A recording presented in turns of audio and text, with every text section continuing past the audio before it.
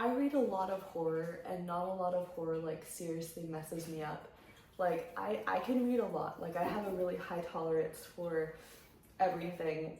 Psychological horror, gore. I really it's unfortunately I'm very jaded. I watch a lot of horror movies and I read a lot of horror books. I consume horror media in general. This book was one of the first books, or even like not even books, like media, one of the first medias that I had consumed in a really long time that genuinely messed me up. Like I was shaking. I felt like I was uh I I felt like I'd been hit with something. Like that was how intense my disgust, like paranoia, fear, everything went. Like I literally was shaking. I was so freaked out. I can't really say a whole lot about this book without spoilers. So I'm going to give you the cover, and I'm going to give you a little bit of my thoughts, and then I'm going to jump into some spoilers because I need to talk about this book in an open and honest way without worrying about the people who don't want spoilers.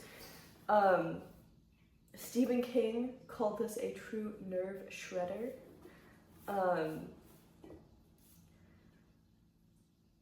The back says, in a boarded up house on a dead-end street at the edge of the wild Washington woods lives a family of three. A young girl who isn't allowed outside, not after last time. A man who drinks alone in front of his TV trying to ignore the gaps in his memory. And a house cat who loves napping and reading the Bible. An unspeakable secret binds them together. But when a new neighbor moves in next door, what is buried out among the birch trees may come back to haunt them all. The Last House on Needless Street is an immersive and shocking journey that will keep you guessing to the last page. Here are some more reviews. Brilliant, the New York Times Book Review. A must-read, NPR. Keeps its mind-blowing secrets until the very end, Stephen King. This is... Yes, that's what I'm talking about. That's why I need a spoiler zone in this video. Ward is the new face of literary dark fiction. Sarah Pinborough, the author behind Her Eyes. A chilling and beautiful masterpiece of suspense. The author of Fireman. I loved every page. Author of Daisy Darker. I can't recall another novel that dares so much and succeeds so wildly. The Woman in the Window. One perfect sentence after another. These toxic things.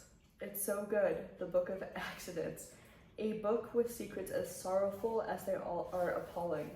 Esquire.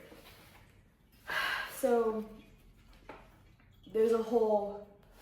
Okay. The buzz is real. I've read it and was blown away. It's a nerve shredder that keeps its mind-blowing secrets to the very end. They have pages... Oh! T. Kingfisher wrote one. A brutal, twisty puzzle box of a book. I stayed up way past my bedtime. Oh, and Paul Tremblay wrote, a breathtakingly ambitious book, gorgeously written, that never once shies away from showing you its fangs and its beautiful blood-filled heart. And I'm just seeing if any of my other favorite authors wrote. No, it looks like that's pretty much it. I mean, there's so many more. Also, this was written when they only had, maybe it's just the Nightfire books, Sundial and Little Eve, because I have several other books by Catriona Ward that are not listed here. So I know that there's more out. If you end up liking this book, there's a lot more to read. Catriona Ward has been pretty prolific. I'm really not sure that I would sign this book to a nephew that was born in 2020, but okay, you definitely can do whatever you want. Okay, from now on, there's going to be spoilers, so if you don't want a spoiler, close the video and go read it. But if you don't mind a spoiler, here goes. So the cat that was mentioned, the house cat who loves napping and reading the Bible, that cat turns out to not be a cat. that cat turns out to be the girl that's gone missing, a young girl who isn't allowed outside, not after last time. So everything that's happening to the cat is happening to the girl, and at the end of the book, you find out how the girl has been living, and it is in such subhuman conditions. But you've been seeing her life through the eyes of the cat and the little girl throughout the book, and it is horrific. It feels like a gut punch when you figure out like how she's been living, and the guy that she's been living with is so disgusting and keeps her in such awful conditions. That's why it's so sickening, is because like reading the rest of the book, if you don't get to like the last couple chapters, you'd be like, oh, you know, most things are fine. Like, he seems a little bit weird with this girl who may or may not be his daughter. You're like, maybe everything's okay. Like, it's a little weird. Like, she could be the missing girl who's the sister of their neighbor who's trying to move in and pry into their business.